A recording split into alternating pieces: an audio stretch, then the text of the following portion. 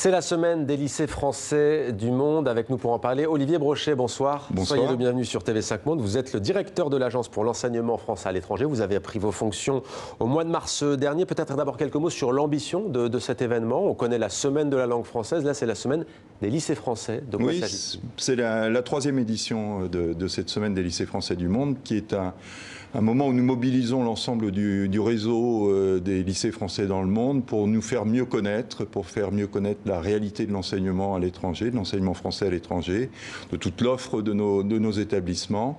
Et donc, c'était d'abord une opération de communication, mais aussi une opération de réflexion sur la qualité de notre enseignement. La qualité, l'avenir que l'on va aborder.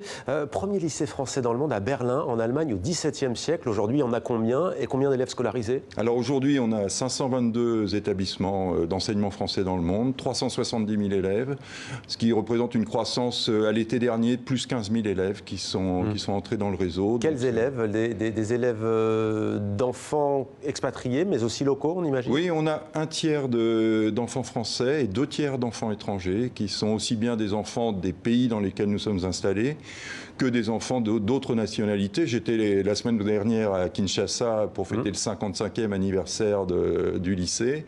45 nationalités différentes au sein de ce beau lycée. C'est un établissement public, hein, le lycée français, comme institution. Alors, on a de tout. Il y a des établissements publics qui sont ceux qui dépendent directement de l'Agence pour l'enseignement français à l'étranger, mais la grande majorité des établissements sont des établissements privés, de droit local, avec lesquels nous avons des partenariats. Certains sont forts et nous mettons à disposition des équipes de direction, des enseignants titulaires de l'éducation nationale, et puis d'autres établissements que l'on dit partenaires, avec lesquels nous n'avons pas de mise à disposition de personnel, mais nous organisons tout un dispositif de formation des personnels. Alors, lorsqu'on avait reçu votre prédécesseur il y a un peu plus d'un an environ, on lui avait posé la question de la réduction des moyens, notamment de l'Agence pour l'enseignement français à l'étranger. Emmanuel Macron veut faire rayonner la francophonie et donc la langue française, et en même temps, il y a des coupes budgétaires.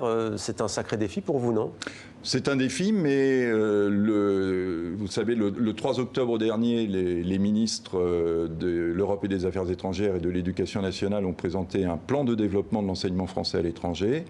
Et ce plan de développement de l'enseignement français à l'étranger que l'agence est chargée de mettre en œuvre nous a permis d'être dotés de moyens supplémentaires, puisque cette année, le budget de l'agence augmente de 25 millions d'euros, ce qui est un effort considérable et qui va nous permettre de mettre en œuvre véritablement les réformes importantes qui vont nous permettre d'accompagner cet essor pour atteindre cet objectif extrêmement ambitieux mais très stimulant. Merci beaucoup Olivier Brochet d'avoir répondu à nos questions. Je rappelle que vous êtes donc le directeur de l'Agence pour l'enseignement français à l'étranger. Merci à vous. Merci beaucoup.